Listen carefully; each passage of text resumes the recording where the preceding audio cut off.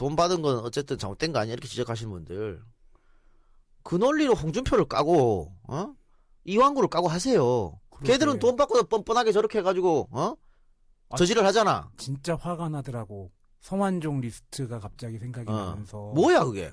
권성동이 지금 뭐 하는데? 지금 법사위에 누구가 있죠? 이완영이 예. 뭐야 이게? 노회찬 의원이 이거 뭐 뇌물로 받았습니까? 청탁 대가로 받았어요? 아니야. 그래서 이거 정말 대법원에서 유죄가 확정된다 그래도 벌금형입니다. 예. 벌금이야 그냥. 그런데 자신의 그 작은 티끌을 못 참는 거잖아. 빌어먹을 언론 새끼들이 또 노회찬 뭐 의원 부인이 무슨 뭐 운전기사를 네. 썼다라고 얘기하는데 제대로 알아보지도 않고 가짜 뉴스지. 제목부터 뽑아놓고 조지잖아요. 그 조선일보는 그 가짜 뉴스를 바탕으로 칼럼까지 썼더라고. 아내분이 탔던 차가 40만 킬로미터. 40만 킬로 탄 소나타야. 2007년식. 예. 어? 예. 거기에 기사가 있는 것도 이상한 거지. 안 그래? 그렇지. 기사 월급을 더 줘야 돼 차값보다. 이게 선동하기 너무 쉬워. 이 드루킹 같은 새끼도 마찬가지고 뭐 하나 거짓말이잖아요. 거짓말 하나 턱 던져놓으면 이걸 해명하려고 한 5마디 10마디 해야 되잖아. 그렇죠. 근데 거짓말하는 새끼들은 하나만 던져놓고 난 몰라 그만이거든. 그러니까 뭔가 이렇게 이상한 거면 좀 우리가 스스로 알아봐야 될 텐데 다 선동에 당하고 말이야. 우리가 이런 일을 한 번 겪은 게 아니잖아요. 여러 번 겪었죠. 아이고 씨발 그거 기사 두면 안 돼? 설사 그렇다 치더라도 씨발 기사 두면 안 되냐고. 드루킹 씨발 새끼 진짜 그러게. 이 정치 자영업자들이 자신들의 출세, 자신들의 기회 보장 이런 것 때문에 접근하는 거거든. 그러니까 이 드루킹이 김경수한테 접근한 것, 또 노회찬한테 접근한 것. 노회찬한테는 왜 접근했냐면 자신들의 세력, 경공모로 대표되는 이 세력 중에 일부를 정치권 제도권에 집어넣으려고 그랬던 거예요. 그런데 뭐 민주당이나 자유한국당이나 다른 기존의 기득권 세력들이 많잖아. 그러니까 쉽게 접근을 못하는 거지. 근데 드루킹이 박근혜한테도 접근했었거든. 그래서 실패했고 또 김경수한테 접근했고. 근데 이 자기가 판단했을 때 진보정당 기존의 기득권이 별로 크지 않다. 그러면 노회찬 정도 거물급만 자신들이 휘어잡으면 충분히 자신의 세력을 집어넣을 수 있겠다. 이렇게 판단한 것 같아요. 그리고 노회찬 의원께서는 그때 삼성 관련된 활동도 있었으니까 그것도 일종의 자기네가 써먹을 네임밸류라고 판단했던 것 같아요. 그러니까 그 네임밸류를 갖다가 이용하려고 그랬던 것 같은데 뭐 다른 방송에서도 많이 했습니다만은 정치자금법. 그러니까 지금 원외잖아요. 그 당시에 돈 받았을 때가 그렇죠. 원외이기 때문에 뭐 방법이 없어. 돈을 뭐 어떻게 해? 신고를 어떻게 해? 원외인데 신고를 어디다가 합니까? 못하지. 그래서 그런 일이 있었는데 어쨌든 요즘에도 이 드루킹 같은 존재들이 사방에서 씨팔 난리를 쳐가지고 아주 짜증나 죽겠습니다. 정치는 세상을 바꾸려고 하는 거지 먹고 살기 위해서 하는 게 아닙니다. 그 먹고 사는 업자들을 위해서 정치가 존재하지 않습니다. 그리고 뭐 돈 받은 건 어쨌든 잘못된 거 아니야 이렇게 지적하시는 분들 그 논리로 홍준표를 까고 이완구를 까고 하세요. 그러게. 걔들은 돈 받고도 뻔뻔하게 저렇게 해가지고 저지를 하잖아. 진짜 화가 나더라고. 성완종 리스트가 갑자기 생각이 나면서. 뭐야 그게? 권성동이 지금 뭐 하는데? 지금 법사위에 누구가 있죠? 이완영이 예. 뭐야 이게? 내가 어제 KBS 추적 60분 예. 그거 다루더라고. 이번 강원랜드 비리. 네. 와 거기서 이제 강원랜드 비리로 최종에서 계속 떨어진 친구가 있어요. 아버지가 석탄 강부였기 때문에 플러스 알파 점수가 있거든. 그런데도 최종에서 계속 떨어져. 결국 스스로 목숨을 끊었어. 그리고 그 충격에 어머니도 또 자살 시도했어요. 와, 그거니까 속이 터져가지고 말이지. 그런데도 뻔뻔스럽게 저렇게 다니고 있는데, 걷다 대고 비난을 퍼부어야지. 왜 여기다가 비난을 퍼부냐고. 거기다 강원랜드 그 비리 같은 경우에는 뭐 자기는 청탁받은 적 없고 지역민들의 뭐 민원을 받아준 거다라고 얘기했는데 정작 필요한 사람은 자살하고 이게 뭐 하는 거지? 자, 또 노회찬 의원이 이거 뭐 뇌물로 받았습니까? 청탁 대가로 받았어요? 아니야. 그래서 이거 정말 대법원에서 유죄가 확정된다 그래도 벌금형입니다. 예. 벌금이야 그냥. 그런데 자신의 그 작은 티끌을 못 참는 거잖아. 그렇지. 우리 같은 사람이 좀 이런 일이 있어도 좀 박수 쳐주고 아니 뭐 저기는 뭐 똥물에 뒤둥물고 있는데 우리 약간 한번 뭐 잘못된 게 한 게 튀었다고 그렇게 비난하고 하면 되겠어? 아니라고 봐요. 이 빌어먹을 언론 새끼들이 또 노회찬 뭐 의원 부인이 무슨 뭐 운전기사를 네. 썼다라고 얘기하는데 제대로 알아보지도 않고 그건 가짜 제목, 뉴스지. 제목부터 뽑아놓고 조지잖아요. 네. 음, 그 조선일보는 그 가짜 뉴스를 바탕으로 칼럼까지 썼더라고. 그러게.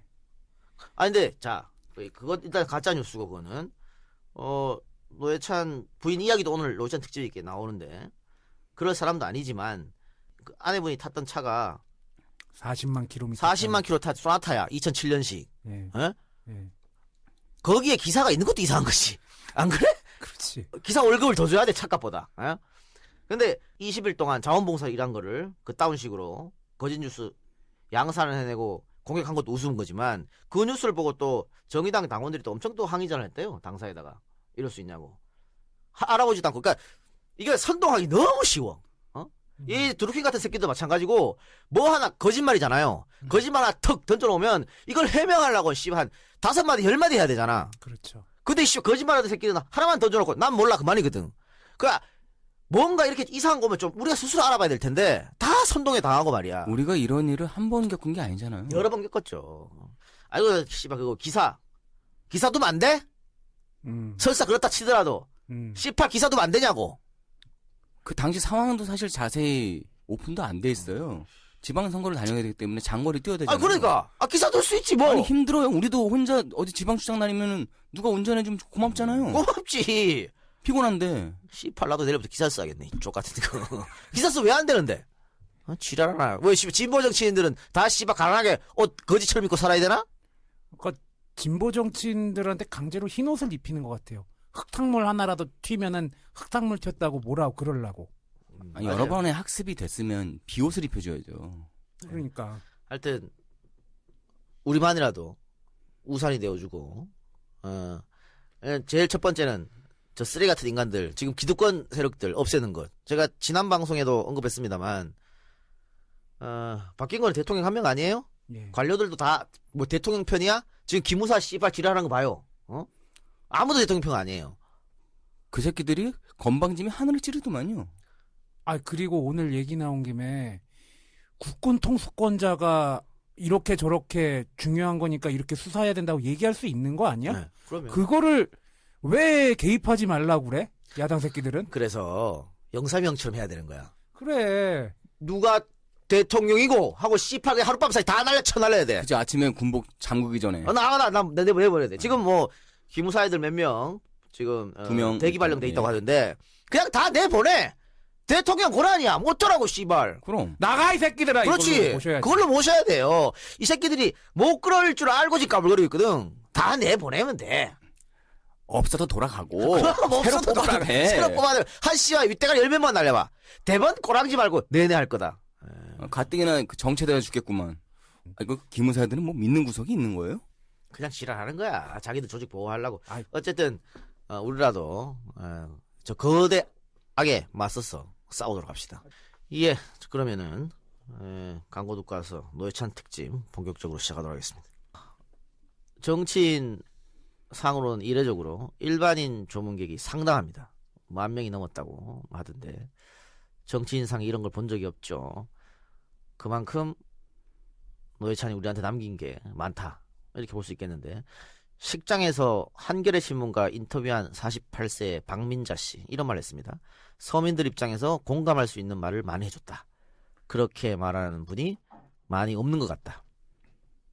그동안의 삶이 헛되지 않았다는 걸 증명하기 위해서 제 작은 발걸음이라도 보태야겠다 싶어서 왔다.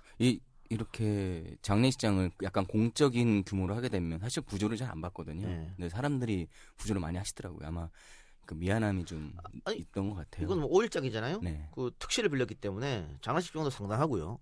그리고 식사하시는 분들 네. 또 엄청 많기 때문에 이걸 뭐 부주를 안 받을 수가 없어. 안 받으면 안 돼요. 그래서 받을 수밖에 없었고 또 아니 일반인 조문객 같은 안 내도 돼. 예, 근데 많이들 내시더라고요. 조문만 하면 예. 되죠. 예. 저도 한 40분, 전 첫날에 갔는데 한 40분 기다렸어요. 네. 40분 기다리고 또 이게 세상이 많이 바뀌었지. 예전에는 정치인 오면 쓱 미리 앞에 그렇죠. 안 기다리고 바쁘시니까 먼저 좀 조문 좀 하겠습니다 하고 막. 다 바빠. 니김이 씨 바쁜 사람이 어디 있어? 그렇지. 출근하다 그 출근 시간 끊어서 그럼. 오고 휴가를 즐겨야 될 시간에 휴가 안 즐기고 오신 분들도 꽤 됐는데 예. 요건 바뀌었죠. 예전에는 그랬는데 요즘은 전혀 없잖아. 다 기다려야 되고. 그리고 첫날 가신 분들은 아마 그 우리 옛날 장례 방식으로 절도 하고 다 했던 것 같아요. 네. 근데 셋째 날에 가니까 너무 사람이 많아가지고 목례만 단체로 하고. 들어가서 목례만 하고 네. 거기 안내 따라가지고 빠르게 좀 이렇게 이동하는 이런 형태를 하더라고요. 사람 되게 많았습니다. 자, 모렴치한 정치인이 판을 치고 그들과 같이 카르텔을 형성해서 정치 혐오를 낳고 있는 족속들이 드글드글한 가운데서도 염치 있는 정치인 노회찬. 서민편에 섰던 노회찬이었기 때문에 이 많은 인파들이 추모하는 거겠죠. 염치 있는 정치인이라는 얘기가 바로 그런 겁니다. 아까 제가 말씀드렸던 4천만 원. 이거 법정에서 한번 다퉈볼 수도 있고요. 정치자금법으로 유죄가 인정된다고 하더라도 벌금형입니다. 그러나 노회찬은 그 허물을 견디지 못했고 스스로 목숨을 끊었습니다. 진보 정치인의 숙명인 도덕성, 거기에 조금이라도 흠결이 가서는 안 된다고 판단한 것 같습니다. 항상 웃음과 함께하던 낙천적 정치인 노회찬은 그렇게 우리 곁을 떠났습니다. 낙천적인 것 같다라는 기자의 질문에 노회찬은 이렇게 답한 적이 있습니다. 네. 운동하는 사람들 중에서 굉장히 낙천적이죠. 운동 안 하는 사람들에 비해서도 낙천적인 편이죠. 진짜 위기 상황에서도 죽기밖에 더 하겠느냐고 해요. 제 철학이죠. 죽는 것도 안 두려운데 뭐가 두려워요? 늘 기쁘게 살아야죠. 인상 쓰고 한 품고 그런 거 반대예요. 진짜 위기 상황에서도 죽기밖에 더 하겠느냐. 제 철학이죠.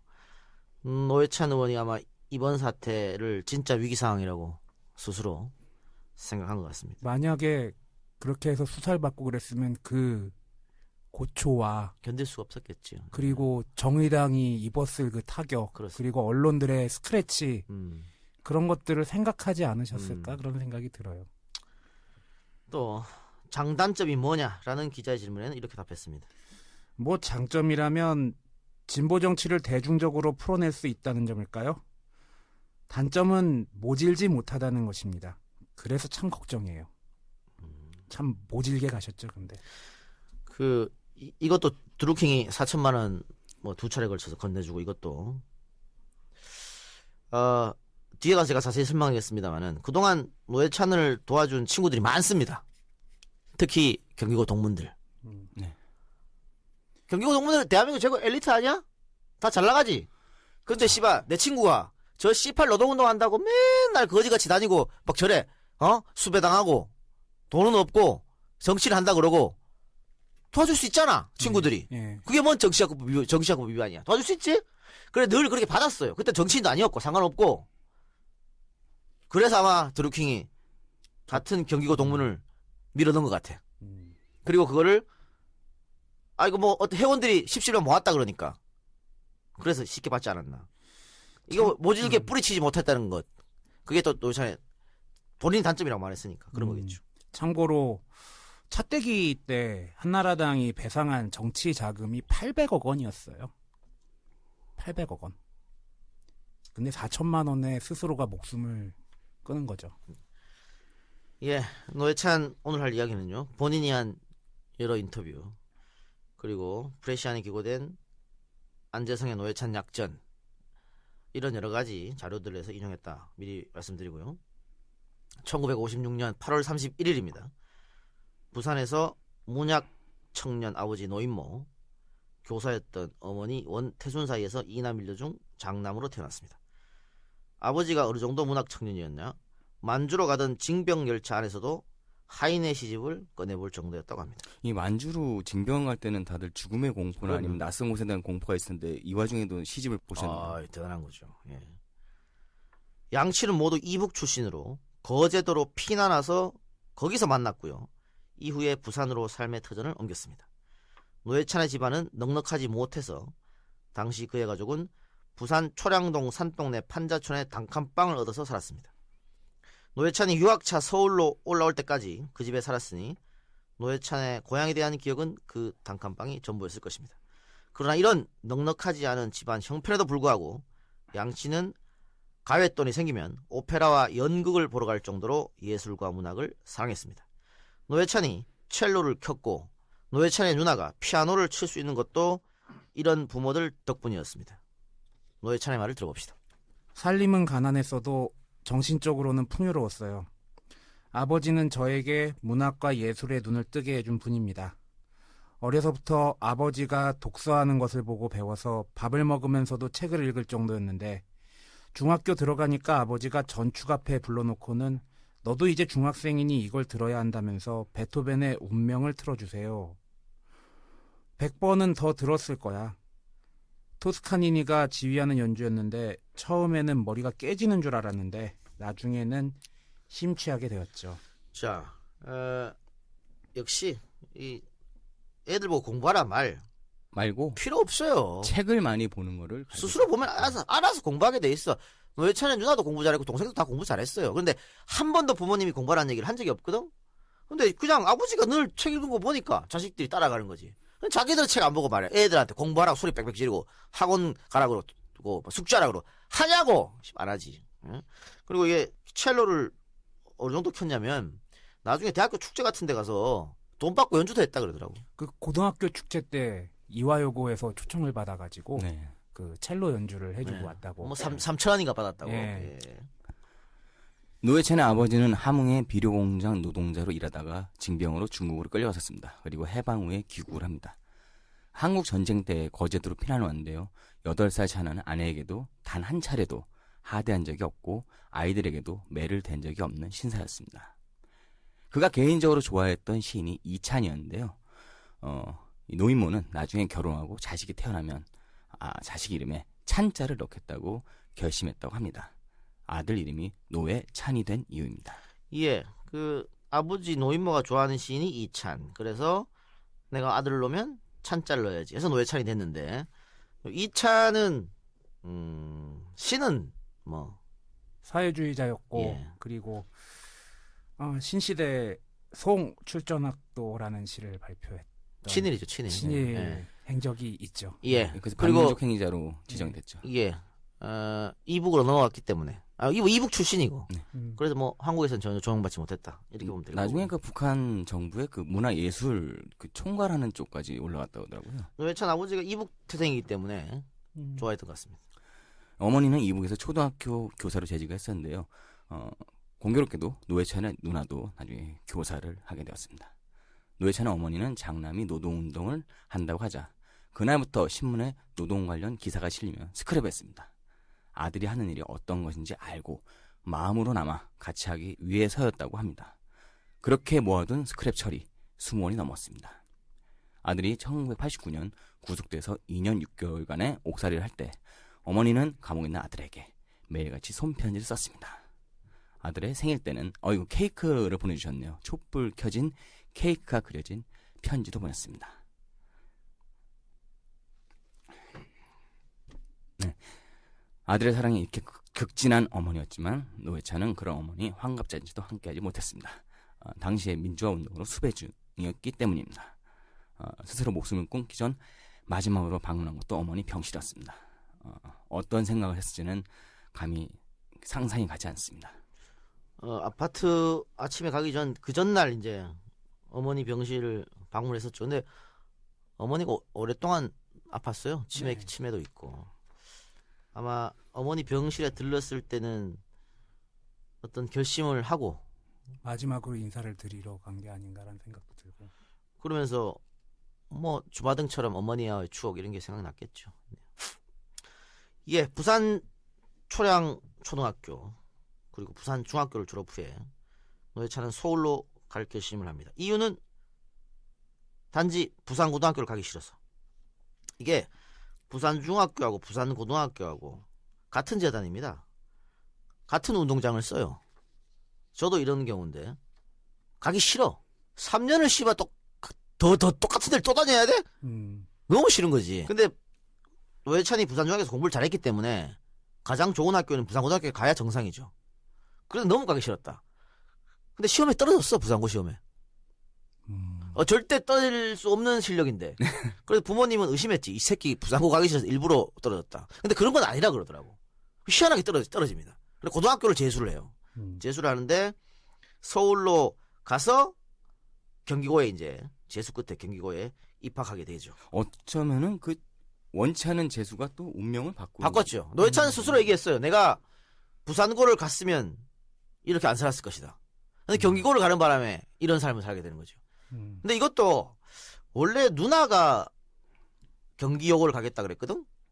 근데 못 가게 말려서 결국 못 갔어요. 집안 형편 때문에. 그런데 노회찬은 빡빡 우겨가지고 결국 갔거든. 사람 운명이라는 게 어떻게 되는 거지 참. 경기고에 입학한 노회찬은 이곳에서 사회 부조리에 눈을 뜨고 사회 운동에 적극 뛰어듭니다. 그 첫 번째는 유신 반대 운동이었습니다. 귀 있는 자 들으라 라는 제목으로 유인물을 만들어서 밤사이 전교생의 책상 속에 일일이 다 집어넣었던 것입니다. 함께한 사람은 한 명 더 있었는데 이종걸이었습니다. 이동영의 뉴스 정면 승부 들으니까 예. 인터뷰하는 와중에 엄청 많이 슬퍼하시더라고요. 그럴 수밖에 없죠. 같이 운동도 했고 이거 귀 있는 자 들으라 이것도 이종걸이 썼어요. 노회찬이 함께하자고 꼬셨고 이종걸이 그래 하자. 노회찬은 왜 이종걸을 꼬셨을까? 그때도 알고 있었거든. 이종걸이 할아버지가 누구라는 걸. 그래서 쟤는 내가 하자고 할 거다. 그렇게 해서 얘기를 했다 그래요. 그래서 이렇게 전교생의 책상 속에 일일이 다 집어넣었는데 당연히 학교가 다음날 발칵 뒤집어졌습니다. 1973년 11월 경기고등학교는 이 사건으로 조기 방학에 들어갔습니다. 그러나 중앙정보부까지 나섰지만 누가 범인인지는 끝내 밝히지 못했습니다. 경기고 동기동창인 이종갈은 훗날 노회찬이 결혼할 때 피아노 반주도 해줬습니다. 우리가 지금 생각하기에 우리가 보고 있는 고등학생들은 이런 활동을 할 수 있을까라고 얘기하지만 역사적으로 그 나라를 바꾸기 위해서 노력했던 사람들이 고등학생들이 많았어요. 이번에 촛불 연모에도 고등학생들 많이 나왔죠. 많이 나왔죠. 뭐 거기다가 그때 당시 경기고등학교면 진짜 최고의 엘리트들이 가는 학교였으니까. 조금 다르게 생각하면 엘리트이기 때문에 나 잡혀가도 그냥 무사하지 않을까라는 생각도 하지 않을까요? 아니요 그런 애들도 있지만 네. 황교안 같은 경기고 아니야? 공부만 하는 애도 있는 거지 뭐. 우병우처럼 공부하는 애도 있고 이렇게 사회에 내가 좀 사회를 좀 바꿔보자고 뛰어든 사람도 있고 이런 거죠. 예전에 우리가 김원봉 특집에서 얘기했던 2시간 반짜리 프로에서 6분 나오셨던 박차정 의사 그 아내분이시죠? 그분도 고등학교 때 이거 똑같은 거 예, 하셨어요. 맞아요. 1974년에는 경기고등학교에서 유신 반대 데모가 일어났는데요. 여기서도 노회찬은 앞장섰습니다. 아침에 등교하던 경기고등학교 학생 한 명이 교문 밖에서 어떤 대학생이 선생님 주라면서 준 서류봉투를 받아다가 교탁 위에 올려놓았는데요. 선생님이 오기 전에 학생들이 열어보았습니다. 유신 반대를 선동하는 민청학년 명의의 유인물이었죠. 노회찬은 교실 문을 잠그고 선생님들의 진입을 막고 큰 소리로 이 유인문을 낭독했습니다. 학생들은 박수를 치며 동조했고 즉석에서 독재 정부를 규탄하는 시사토론회가 열렸습니다. 학생들의 수업 거부와 농성이 학교 전체로 퍼져나가자 학교 측은 또다시 휴교를 선포했습니다. 교실에 들어갈 수 없게 된 학생들은 노회찬을 중심으로 도서관에서 시사토론을 이어갔습니다. 우리 고등학교 때는 뭐하고 살았는지 모르겠네요. 이렇게 훌륭하신 분들도 있는데. 경기고 학생들의 이날 수업 거부는 전국이 공포로 얼어붙은 당시로서는 대단히 큰 사건이었다. 이렇게 말할 수 있겠죠. 민청학년이라는 이름으로 기획되었던 이날의 시위는 대부분 실패했는데 뜻밖의 고등학교에서 터져나왔기 때문입니다. 다행히 든든한 배경을 가진 동문들이 감싸서 크게 문제되지는 않았습니다. 경기고 동문들은 이처럼 노회찬이 위기에 처할 때마다 구원투수로 등장했습니다. 노회찬은 1993년부터 2003년까지 매일 노동뉴스를 발행했는데요. 이 신문 때문에 노회찬은 언제나 빚더미에 있어야 했습니다. 그때 도움을 준 것도 경기고 동문들이었습니다. 다 잘나가는 판검사고 기업에 또 간부고 이런 사람들인데 고생하는 우리 동기 노회찬 저 신문 만든다는데 매번 돈이 없어가지고 쩔쩔매고 그래 봉투 다 한 명씩 돌아가면서 주고 이랬던 거예요. 그걸 알았기 때문에 드루킹이 경기고 동창인 도두영이를 노회찬에게 보냈다. 저는 그렇게 생각합니다. 정말 나쁜 놈이네요. 나쁜 놈이죠. 그러니까 정치 자영업자 새끼들. 그렇죠. 그리고 아까 잠깐 얘기 나왔지만 엑스파일 사건 때 노회찬을 기소한 게 또 황교안이고. 자, 그럼 노회찬은 그 어린 나이에 서슬퍼런 독재 정권에 어떻게 저항할 생각을 했을까? 정운영과의 대담에서 노회찬이 한 말을 들어봅시다. 1972년 10월 국회가 해산되고 유신이 선포되었다는 라디오 방송을 집으로 가는 버스 안에서 들었습니다. 방송을 믿을 수가 없었어요. 의원 내각제도 아닌데 국회 해산이라니. 라디오 방송을 듣고 믿기지가 않아서 교과서를 다시 찾아보았습니다. 방송이 틀렸거나 교과서가 틀렸거나 둘 중에 하나라고 생각한 거지요. 그러면 교과서 안에 답이 있었습니까? 당시 교과서는 제가 가장 좋아하는 책 중에 하나였습니다. 새학기가 다가오면 새 교과서 받는 날을 몹시 기다렸지 않았어요? 아니요. 안 기다려. 우리는 아니었죠. 기다렸어요?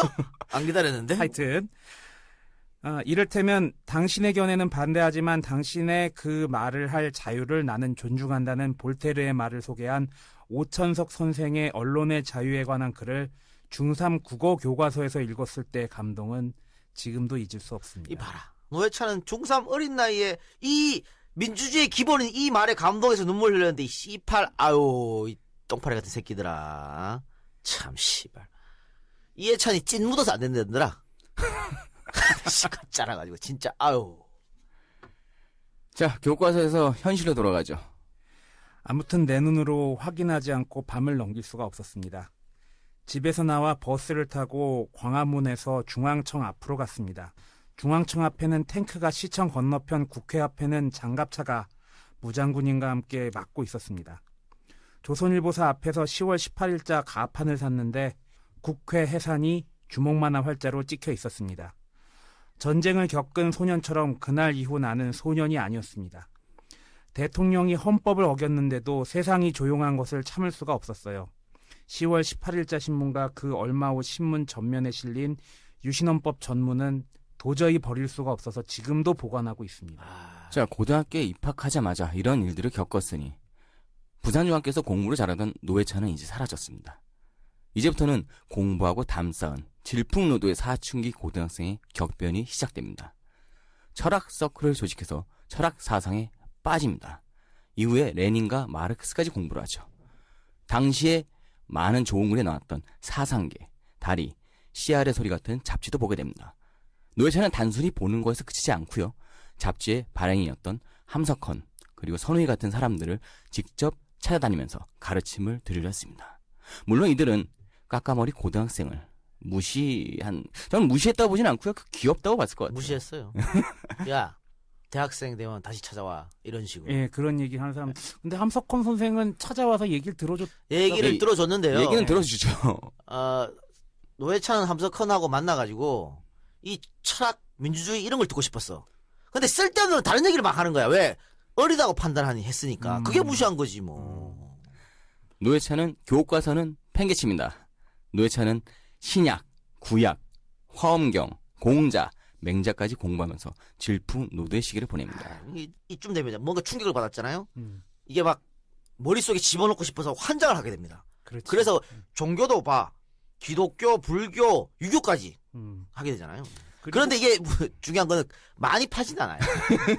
많이 파지 않아요. 살짝 지나가죠. 들어갑니다. 예. 예. 얇고 넓게. 그럴 수밖에 없어. 고등학생인데 뭐 그렇지. 어떻게. 예. 그리고 아까 귀 있는 자 들으라는 제목 같은 경우에도 이게 성경 구절에 나오는 말이거든요. 맞아요. 예. 예. 노회찬은 데모를 하기 위해서 대학 진학을 결심합니다. 부산고에 절대 가지 않겠다는 일념하에 서울로 유학을 온 것처럼 데모를 위해서 대학을 가려 했고 이 데모를 잘하려면 서울대에 가야 한다고 믿었습니다. 그래서 서울대학교 인문계열에 원서를 넣었습니다. 직업적으로 운동을 하려면 철학 학습부터 시작해야 한다고 믿었기 때문입니다. 이건 아주 그냥 열혈 고등학생다운 생각이었습니다. 그러나 이 생각은 학교에 가면서 바로 무너졌습니다. 당시 노회찬의 말을 들어보도록 하겠습니다. 물론 대학의 철학과에서 실제 무엇을 가르치는지는 나중에 알았습니다. 다르지. 다르지. 그럼 다르지. 네. 우리도 보면은 저 고등학교 때 교양으로 철학이 있었고 대학교 때 철학과가 있잖아요. 그러면 거기 형도 약간 또라이 같잖아요. 아이 완전 달라요. 뭐 우리 저기 방송국에 교장 많이 오잖아요. 꿈이 뭐야 이렇게 물어보면 다 방송에서 뭐 PD 하고 싶고 뭐 이런 얘기해. 네. 그래서 대학교 어디 갈 건데 신문 방송할 거야. 야, 치워. 아무것도 안 가르쳐줘. 이상은 신방과를 전공한 이동영 작가의 아무것도 안 가르칩니다. 예. 자, 노회찬 하면 떠오르는 촌철살인의 비유와 유머. 사실 요것도 물론 대학의 철학과에서 실제 무엇을 가르치는 나중에 알았습니다. 이 말도 대담하면서 농담으로 던진 거거든. 요런 촌철살인의 비유와 유머. 노회찬에게 유머는 일상이었습니다. 일하나 노회찬이 처음으로 국회에 입성한 17대 총선. 노회찬은 민노당 비례 8번이었는데요. 당시로서는 진보정당이 8번까지 당선자를 내리라 생각한 사람 단 한 명도 그렇죠. 없었다. 지금도 그 생각을 쉽게 못하고. 없었죠. 그런데 그런 일이 벌어집니다. 김종필이 아웃되고 노회찬 비례 8번이 되는 새벽 2시 반 방에서 자고 있던 그를 흔들어서 당직자들이 깨웁니다. 그러면서 지상파에서 당선 확실로 보도되고 있습니다. 라고 기쁜 소식을 전하자 노회찬이 그 말 듣고 첫 말을 뭐라고 했냐. AFKN에는 어떻게 나와? 예. AFKN이 나올 리가 있겠습니까? 근데 봐. 자신이 지금 한 40년 동안 했던 노동운동의 결실이 이제 막 맺혀지는 거잖아. 근데 한 템포 빼는 거지. 근데 이제. 거기서 농담 던지잖아. 야, 이런 농담 쉽지 않습니다. 쉽지 않고요.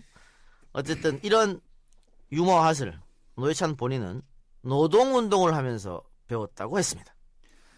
노동운동을 하면서 익힌 말솜씨입니다. 지친 노동자들에게 정치건 경제건 재미있고 쉽게 이야기해줘야 그들도 이해하고 기억에 남기 때문입니다. 서민들과 호흡하며 자연스럽게 익힌 표현들이죠.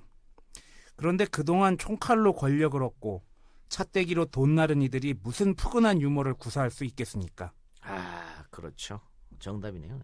자, 데모를 위해서 서울대를 가고 싶어 했던 노회찬. 또 떨어집니다. 네. 재수를 했죠. 고등학교 때부터 유신 반대 운동을 했기 때문에 재수생 노회찬에게도 경찰들의 감시가 있었습니다. 그 후 군대를 방위로 갔다 온 후에 짧게 갔죠. 1년 6개월 방위 갔다 왔기 때문에 고려대학교 정외과에 입학을 합니다. 동기들이 7호학번이지만 노회찬이 79학번이 된 이유죠. 고등학교 재수 한 번 했죠.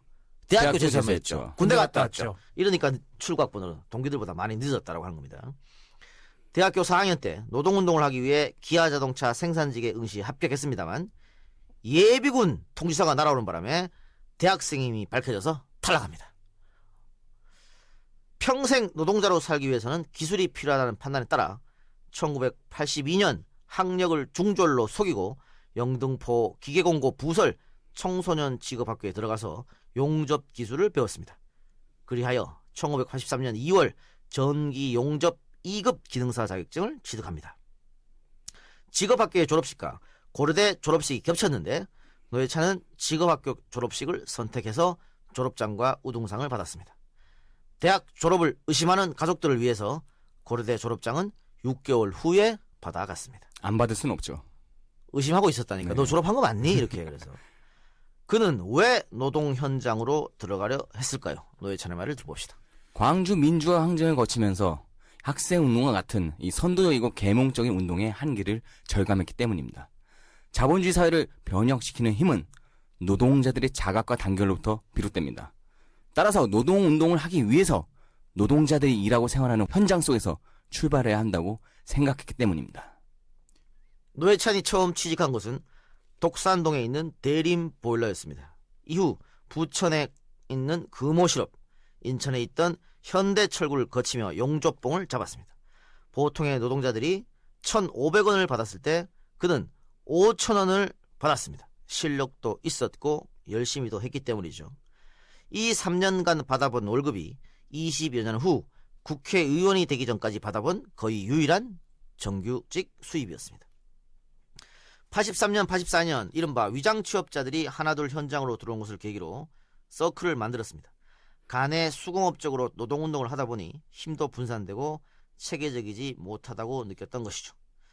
전국적 통일 조직이 필요하다고 생각했고 그렇게 해서 탄생한 것이 그 유명한 인천지역 민주노동자연맹, 줄여서 인민노련이었습니다. 민주당의 송영길도 이때 함께합니다. 노회찬의 빈소에서 송영길이 통곡한 것은 바로 이런 인연 때문이었습니다. 정말 엄청 통곡하시더라.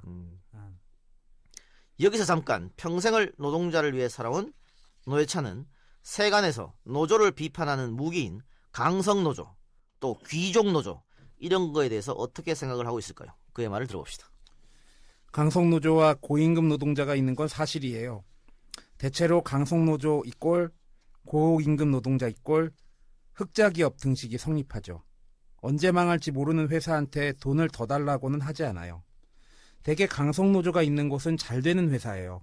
일 열심히 한 노동자들이 흑자 많이 난 회사에 임금을 올려달라는 것을 도덕적으로 비난할 수 있나요? 고임금 노동자가 저임금 노동자를 감안해 임금 인상을 자제했다고 해서 그게 저임금 노동자에게 안 가요. 주주들은 성과에 따라 배당 다르게 받잖아요. 가난한 사람을 잘 살게 해서 빈부격차를 줄여야지 부자를 못 살게 하자는 것은 넌센스죠. 언론에서 노동운동을 도덕적으로 문제 있다고 공세하는 거예요.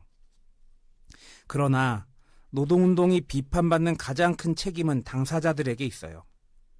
정부나 체제의 변화 이전에 스스로 바뀌어야 해요. 개별 기업의 임금 올리기 경쟁으로 노동운동을 끌고 가면 안 된다는 거죠. 그로 인해 설사 몇몇 기업에서는 임금 올리기에 성공할지 모르지만 노동자와 점점 더 멀어지게 돼요. 현대자동차 노조가 아무리 노동운동을 해봐요. 그 임금의 2분의 1, 3분의 1도 안 되는 노동자들이 박수를 치겠어요? 노동운동자의 연합체로서의 노동운동은 조세 문제를 어떻게 하자는 식의 제도를 바꾸는 운동이 돼야 해요. 그래야 민주노총에 가입하지 않은 노동자들에게 공감을 얻죠. 정답! 예. 고임금 노동자가 저임금 노동자를 감안해서 임금 인상을 자제한다. 그러면 그게 저임금 노동자에게 가냐? 안 가지! 사장만 좋죠. 사장만 좋다. 너무나 당연한 겁니다. 그러니까 귀족 노조라고 갈라치기 하는데 넘어가면 안 된다는 거예요. 또 하나, 이렇게 노동운동을 했던 사람들은 거의 100% 현장에 있는 노동운동자들, 또 활동가들, 민주노총 사람들 전적으로 옹호하거든? 근데 노조는 얼마나 합리적입니까? 노동자들한테도 문제가 있다고 지적하잖아. 어? 그리고 임금 올리기 경쟁으로 노동운동을 하면 안 된다. 비난받는다. 그 실제로 지금 그래서 비난받고 있는 거고. 그렇죠. 우리가 노조 이야기할 때 맨날 나오는 단어가 그렇잖아요. 강성 노조, 대기업 노조, 금속 노조. 그럼 뭐 너희는 왜 비정규직 문제 해결 못하냐? 그래놓고 니들이 어떻게 서민과 함께하냐? 그 문제까지도 다 포함해서 이야기하는 네. 것이죠.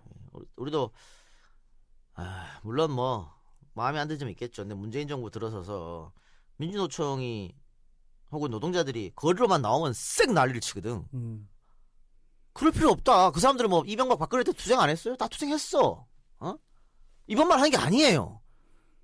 그리고 언론에서 그런 것들을 다뤄주지 않으니까 지금 뭐 현재 소위 귀족노조라고 일컬어지는 사람들이 지난번에 우리 쌍차 지부장 와서 저희 네. 우리 에피소드 같이 했을 때도 우리가 뭐 하도급 업체들의 노동자들하고 어떻게 계약직 노동자들하고 어떻게 하는지 얘기를 해주는데 그걸 안 다뤄주잖아. 예. 그리고 아마 그 일부겠지만 예전에 참여정부 때 민노총과의 관계가 좋지 않았다는 걸 가지고 그게 일종의 피해였다라고 생각하시는 분들도 좀 있는 것 같기도 해요. 근데 그거 역시도 언론이 만들어내는 프레임에 가깝죠. 자, 인민노련 활동 등으로 82년부터 당국의 수배를 받습니다. 그가 체포된 것이 89년이니까 7년간의 도피 생활이 시작된 것이죠. 당시 정부는 인민노련을 사회를 전복시키려는 집단으로 매도했지만 인민노련은 노동자들의 기본권을 찾으려는 운동이었습니다. NL 계열이 인민노련에서 떨어져 나간 것도 또 훗날 인민노련이 민주화 운동으로 인정받은 것도 바로 그 때문이죠. 그러나 노회찬은 민주화 운동 유공자 신청을 하지 않았습니다. 뭘 바라고 운동한 게 아니라는 것이죠. 남태우. 태우 형도 신청 안 했어. 아 그래요? 태우 형은 뭘 바라고 한 게 아니다 이게 아니고 아직 민주화가 오지 않았다. 네. 그런데 왜 자꾸 태우 형이 이쪽 얘기만 하면 그렇게 싫어해? 내가 언제요? 맨날 뭐, 그만 해봐라 그러고. 아니 그거 한 번만 얘기해. 내가 봐 얘기 안 해주면 얘기 본인이 안 하면 내가 해주잖아 이렇게. 네. 매번 자기가 자기 입으로 하니까는. 그 태우 형 그게 안 돼. 아유. 1989년 크리스마스 이브에 노회찬은 체포되었습니다. 국가보안법 위반 등으로 2년 6개월의 실형을 선고받았죠. 체포 1년 전인 1988년 12월 인천 해고 노동자협의회 사무국장 김지선과 결혼했습니다. 노회찬의 아내 김지선은 어려운 집안 사정 탓에 모친이 중학교 때, 부친이 20대 초반에 돌아가셨습니다. 초등학교를 끝으로 학업을 중단했고요. 16살에 공장에 취업해서 인천 대성목재, 대우전자, 서진악기 등에서 일하며 노동운동을 접하고 78년 부활절 예배 사건으로 구속되기도 했던 여전사였습니다. 이 부활절 예배가 개신교계에서 가장 큰 공동행사 중 하나인데 그때 당시에 언론 통제가 워낙에 심하니까 노동운동이나 그런 걸 다뤄주지 않잖아요. 그러니까 노동자들이 뭔가 항의하는 모습 같은 것을 방송에서 보여줄 수가 없는 거야. 그러니까 부활절 예배는 그때 전국적으로 방송이 됐거든요. 그때 딱 연단에 기도할 때 연단에 올라와가지고 그 김지선 여사가 그렇게 이제 외침을 했다는 그런 얘기가 있습니다. 노회찬 의원이 의원직 상실하고 김지선 씨가 공천 받았죠. 거기에 그때도 말 엄청 많았어요. 난리가 났었는데 예. 욕할 수 있어요. 욕할 수 있다. 음. 다만 김지선이 누군지도 모르고 욕하는 거는 아니 뭐 안철수 마누라처럼 그런 게 아니야. 이 사람 나름대로 노동의 투쟁 엄청나게 한 사람입니다. 다만 유명인가 아니지 결혼하고 나서 한참 있다 보니 유명인이 됐지 남편이. 그래서 김지선 여사가 뭐라고 그랬냐면은 노회찬이 나보다 먼저 한 거는 국회의원밖에 없다고 했어요. 그런데 나중에 그 유명한 남편이 그랬다고 맹목적으로 이거 그냥 세습이라고 비난하면 안 된다는 거지. 그렇죠. 그러니까 우리가 좀 이렇게 뭔가 좀 있을 때 우리가 한 번이라도 살펴봅시다. 알아보고 말을 해야죠. 근데 누가 한 명 툭 던지면 무릎 올라가갖고 이게 뭐냐 말이야. 동일방직 사건인가 노조 만들려고 그랬을 때 김지선 여사가 그런 활동을 했는데 그때 구사대 그런 애들이 들어가서 똥을 뿌린 게 아니라 똥을 발랐대요. 그래서 그 78년 부활절 예배 사건 때도 우리는 똥이 아니다 막 그런 외침도 하고 그랬다고 그러죠. 예전에 나 꼼수가 한참 인기 있을 때 또 마지막에 정봉주 전 의원이 들어갈 때 빵에 그때 민주당 의원들이 그 얼굴 한번 찍으려고 단상에 올라갔다 욕 엄청 먹었잖아요. 욕할 수 있지. 그런데 그것도 사람 봐가면서 해야지. 원혜영 올라갔을 때 막 야유 하고 난리가 났어. 원혜영한테 그러면 안 된다고. 그 사람 살아온 길이 있는데 그런데 우리는 봐요. 이 사람이 어떻게 살아온 이거 다 필요 없어. 야 찐 묻어서 지금? 그러면은 씨발 가갖고 존나 아유. 쓰레기를 만들어보면 이게 뭐냐고 이게 도대체. PR 딱지 붙여놓고 바로 아유. 타겟되면 쏘는 거죠. 그리고 또 어디서는 또 자살한 걸 뭐 재기회라고 비슷하게 회차내라는 글도 막 올려. 지랄하고 자빠졌네 씨발 진짜. 아유. 걔들은 지구상에서 없애버려야 돼요. 자, 많은 사람들은 노회찬에게 묻습니다. 운동하던 사람들 중에서도 대학 나온 인텔리들이 많은데 왜 하필 초등학교 졸업장밖에 없는 여성과 결혼했냐고. 질문이 족같네. 질문도 족같죠. 족같은데 이 어처구니없는 질문에 노회찬의 답변은 이렇습니다. 내 처는 그런 친구들로부터 대단히 존경받던 사람이었습니다. 야, 우문현답이다 진짜. 됐지 뭐 그러면. 김지선은 훗날 검정고시로 중졸, 고졸 자격을 획득했고요. 대학에도 입학을 했습니다. 노회찬은 김지선에게 86년에 한 번 프로포즈를 했다가 보기 좋게 차였습니다. 그리고 88년 때에 두 번째 프로포즈를 해서 결혼에 꼴이납니다. 이 두 번째 프로포즈 할 때요. 신영복 선생의 책을 선물하면서 이렇게 이야기를 했다고 합니다. 당신의 굳은 결심을 이해하지 못하고 프로포즈해서 미안합니다. 하지만 내 마음 역시 변함이 없습니다. 멋있죠. 이거 당신의 굳은 결심을 이해하지 못하고 프로포즈해서 미안합니다. 이건 뭐냐면 김지선 씨가 평생 이제 나 운동한다. 했으니까. 운동하는데 결혼이 뭐 이렇게 그런 얘기였어요. 예. 오랜 수배 생활과 지하 노동운동. 두 사람은 결혼을 할 때 이미 30대 중반이었습니다. 특히 김지선 씨는 노회찬 의원보다 나이가 많았습니다. 출소 후에 아이를 만들기 위해서 한의학, 양의학 써가면서 노력을 했지만 잘 되지가 않아서 결국 운명에 따르기로 했습니다. 그리고 이후에 입양도 생각을 했었는데 노회찬 의원이 뭐 사실 벌어놓은 것도 없고 생활이 정확하지 않으니까 그 입양도 자기가 포기했다고 하더라고요. 아니 그건 결격 사유예요. 네. 예, 직업도 없고 했기 때문에. 노회찬 의원도 원래는 결혼을 안 하려고 그랬대요. 뭐 노동운동 하려면 결혼이 짐이 된다. 뭐 그런 생각을 그리고 가족을 어떻게 부양하냐 그런 생각을 했는데 김지선 여사를 딱 보고 이제 반해가지고 그 두 사람이 아이를 참 좋아한대요. 그래서 꽤 노력을 했었던 것 같은데 나이가 또 30대 중반으로 넘어가고 또 뭐 도피 수배 생활을 하고 이러다 보니까 감옥에서 나와서 이제 다시 해보려니까 잘 안 됐던 것 같습니다. 잘 안 됐고 노회찬 부모님들이 대단한 건 또 이런 거죠. 그 장남의 자식을 또 바랄 거 아니야 부모님으로서는. 예. 그런데 오히려 노회찬에게 네 마누라한테 절대 그런 얘기 하지 말라고. 제일 가슴 아플 거라고. 야, 그 대단한 건 쉽지 않은 일이잖아요. 그 아까 어머니의 일화도 설명해드렸지만 진짜 그 우리 그전에 용장 밑에 뭐 약골 없다 뭐 이런 것도 좀 있는 것 같아요. 예. 감옥에서 나온 후에 노회찬은 노동운동의 합법화, 노동운동의 대중화에 힘써서 정당활동에 매진합니다. 그때부터 지금까지 30년을 한 길로 온 정치인이 노회찬이었습니다. 87년 92년 백기환으로 도전했다가 연속 실패. 97년 권영길로 도전해서 역시 실패. 총선에서도 연속 실패. 실패할 때마다 진보 지식인과 얼치기 정치인들은 썰물처럼 진보 정당을 빠져나갔습니다. 그러나 노회찬은 꿋꿋이 그 길을 걸었습니다. 누군가는 이쪽에서 변절을 해서 저쪽으로 넘어간. 민중당. 예. 예. 아니 뭐 김문수, 이재호 다 넘어간 사람들 아니에요? 차명진, 신지호도 자기 신지호. 옛날 경례라고 그러죠. 하태경도 있고요. 신지호도 인민노래를 같이 있었어요. 네, 노회찬이하고. 네. 누구는 변절, 누구는 다 따라갔지만 노회찬은 꿋꿋이 한 길을 걸었다. 옷이 없어서 재활용품 모아놓은 곳에서 주워 입으면서도 신용 불량자가 되었어도 웃으면서 묵묵히 노동운동과 노동정치에 전념했던 것이 노회찬이었습니다.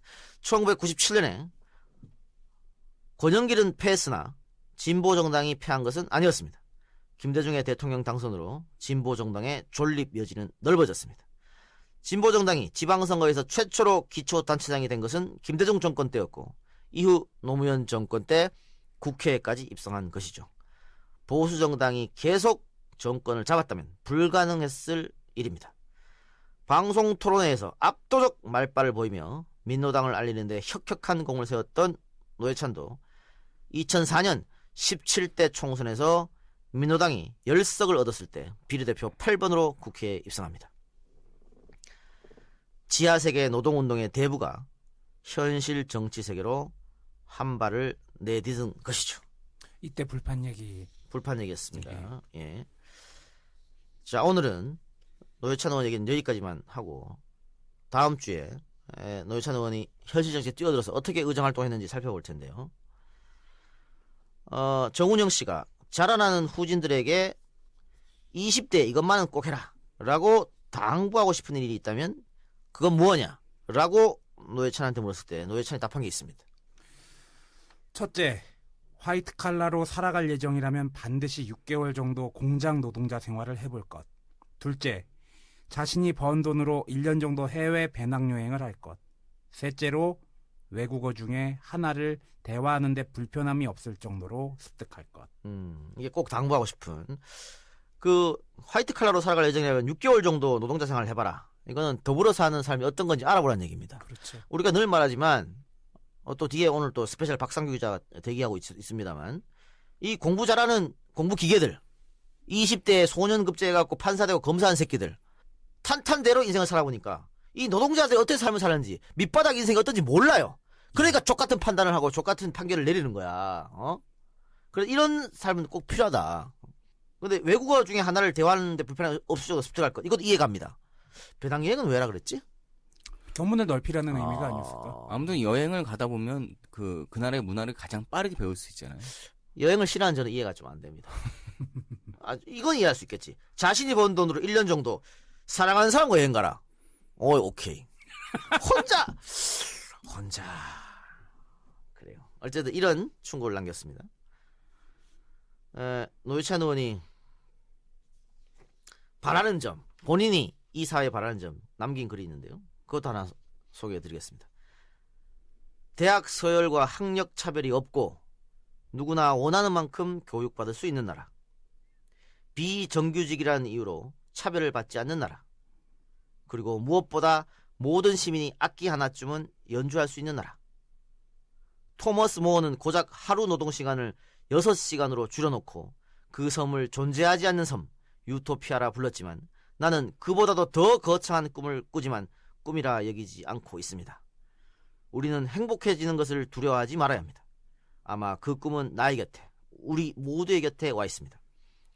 모자란 것은 서로의 지혜로 채워놓고 힘이 부족하면 서로 어깨를 걸어야만 합니다. 그렇게 지혜와 의지를 나눠야만 합니다. 이게 노회찬이 생각했던 행복한 나라였습니다. 연대 정신을 강조한 것이고요. 또 차별받지 않는 노회찬처럼 차별에 반대한 정신이 없습니다. 관련 법안도 냈고요. 네. 또 소수자를 위해서 열심히 정치를 했고 노회찬 의원이 지금까지 낸 수많은 법안들 거의가 다 빈자를 위해서 약자를 위해서 낸 법안들입니다. 이제 정의당은 노 의원이 냈던 그 법안들을 현실화시킬 수 있도록 고인의 유지를 받들어야겠죠. 이 좋은 말 아닙니까? 우리는 행복해지는 것을 두려워하지 말아야 된다. 그렇죠. 음. 누군가가 짜놓은 행복의 틀에 맞추는 게 아니라 내가 행복한 게 무엇인지를 추구해가는 게 굉장히 중요한 것 같아요. 그리고 그 행복을 위해서 우리 모두가 함께 노력을 해야 된다는 거, 예, 음. 크게 공감합니다. 예, 노회찬이 꿈꾸는 나라 이야기했습니다만은 노회찬은 늘 차별받지 않는 평등을 강조했습니다. 노회찬은 왜 법은 만인 앞에서 평등하다는 명제가 한국 사회에서는 이루어지지 않는가를 늘 고민했습니다. 그는 기고구문을 통해서, 때로는 글로 방송을 통해서, 때로는 말로 국정감사장과 인사청문회장에서 직접적으로 왜 법 앞에 만인이 평등한 것이 아니고 만 명만 평등한지 따져 물었습니다. 국정감사에서 서울 고등법원장 김동건에게 질의하는 노회찬 의원을 만나보도록 하겠습니다. 서울 고등법원장님께 질의 드리겠습니다. 고등법원장님은 대한민국의 법정에서 만인이 평등하다고 생각하십니까? 평등해야 되는 것이지 현실로는 미치지 못하는 면이 있음을 부인하지는 않겠습니다. 평등하지 못하다고 생각하십니까? 평등하지 못하다는 점을 부인하지는 않겠습니다. 사실 우리 국민들은 그 정도가 아닙니다. 우리 국민들은 만인이 평등해야 될 대한민국의 법정에서 만 명만 평등한 것 아니냐, 만 명을 제외한 나머지 사람들은 대단히 불평등한 게 아니냐, 이렇게 생각합니다. 차떼기 사건을 아시지요? 그것은 언론을 통한 용어이기 때문에 저희들 법률 용어로는 잘 모르겠습니다. 법률 용어 이 외의 용어는 모르십니까? 그러면 설렁탕도 모르세요? 세칭 차떼기란 사건을 아시지요? 정치 자금 차떼기 사건은 알아도 다른 차떼기도 또 있기 때문에 이 개새끼들 말장난하는 거 봐라. 야, 이 정도입니다, 수준이. 대한민국의 판검사 수준이. 서울 고등법원장님, 네, 질문 드리겠습니다.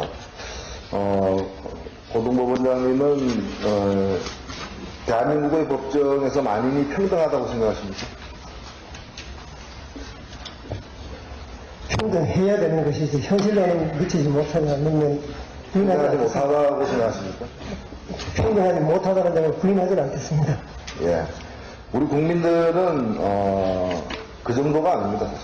우리 국민들이 지금 대한민국의 법정에서 만인이 평등해야 될 법정에서 만 명만 평등한 거 아니냐. 예. 만 명을 제가 나머지 사람들은 대단히 불평등한 게 아니냐 이렇게 생각합니다. 국회의원이 3년이면 이렇게 감형 사유가 됩니까? 3선이면? 판결문에 그래 적혀 있다면 아마 담당 재판장은 그것을 감경 사유로 본 것 같습니다. 그러면 6선이면 더 이렇게 감형 사유가 됩니까? 그럼 그렇게 봐야 하겠습니다. 자세히는 잘 모르겠습니다. 지금 아니죠? 저기 재판장님, 죄송합니다. 예. 예, 고등법원장님. 예, 제가 재판을 받아본 적이 있어 그 얘기 죄송합니다. 예. 그 150억 원을 빈집에 들어가서 몰래 훔치는 것하고 강력하고 적극적으로 요구해서 150억 원을 뜯어내는 것하고 어느 게 더 죄질이 무겁습니까? 일반적으로 형법은 공갈죄와 절도죄의 양형에 약간의 차이를 두고 있습니다. 예. 지금 이 사건은 말이죠. 빈집에 가서 150억 원을 갖다 몰래 갖고 나온 게 아니라, 여기 나왔다시피 별로 돈 줄 의사가 없는 사람에게 150억 원을 갖다가 강압적으로, 적극적으로 수차에 걸쳐서 요구를 해가지고 할 수 없이 준 사건이에요. 그런데 지금, 우리가 아마 150억 원을 빈집에 가서 150억 원이 아니라 1억 5천만 원을 훔쳐가지고 나와도 실형을 받죠. 보통 그런 경향이 있습니다. 그런데 150억 원을 갖다가 150억 원을 강압적으로 이렇게 사실상 강탈한 이 범죄에 대해서 어떻게 해서 1심에서 3년 그리고 2심에서 1년이나 얘기합니다. 이게 우리 국민들이 과연 법 앞에 만인이 평등하다고 이해할 수 있겠습니까? 혹시 이제 고등법원장에서 무슨 죄를 범하면 다른 사람보다 가볍게 처벌받아야 됩니까? 아니죠? 예, 그렇다고 생각합니다. 예. 이것도 이제 어떻게 해서 전년도에 6,206억의 적자가 난 회사의 전문 경영인이 6억 2천만 원의 불법 자금을 회사 공금을 갖다가 불법 분치 자금으로 이렇게 건넨 것을 가지고 전문 경영인으로 수십 년 동안 성실하게 재직에 왔다고 평가를 하면서 그것을 감형 사유로 두냐 이거죠. 예. 예, 지금 저는 많은 재판을 보지 못했습니다만 수십 년간 땀 흘려서 농사를 지으면서 우리 사회의 귀한 점을 감안하여 감형한다거나 혹은 산업재해와 저임금에도 불구하고 수십 년간 땀 흘려 일하면서 이 나라 산업을 이만큼 발전시킨 데 귀한 공로가 있는 노동자이므로 감형을 한다거나 이런 예를 본 적이 없습니다. 보신 적 있습니까? 그런데 오히려 수십 년간 공직에 있었으면 더 큰 책임이 있을 것이고 더 조심해야 되고 더 많은 걸 알 사람이, 그리고 어찌 보면은 그렇게 땀 흘려 일하던 선율보다는 그 대가를 더 많이 명예까지 포함해서 받았던 그런 사람들이 그런 자신의 지위라거나 이런 경력이 왜 감형 사유가 되냐 이게. 저는 뭐 시중에 국민들 목소리를 질문을 담아서 전해드렸습니다. 예, 앞으로 법관들의 양념관에 상당한 변화가 있어야 된다. 새로운 양념관을 흔들어 엎드려 뜻을. 대한민국의 법정에서 10,000명이 아니라 4천만 명이 평등해지길 바랍니다. 이상. 국정감사뿐만이 아닙니다. 인사청문회에서도 노회찬은 똑같이 질문을 합니다. 대법원장 후보자 이용훈에게 한 질문입니다. 후보자께서는 우리나라에서 법 앞에 만인이 평등하다고 생각하십니까? 법은 그렇게 되어 있죠. 후보자께서는 우리나라에서 이 법 앞에 만인이 평등하다고 생각하십니다. 법은 그렇게 돼 있죠. 현실은 어떻습니까?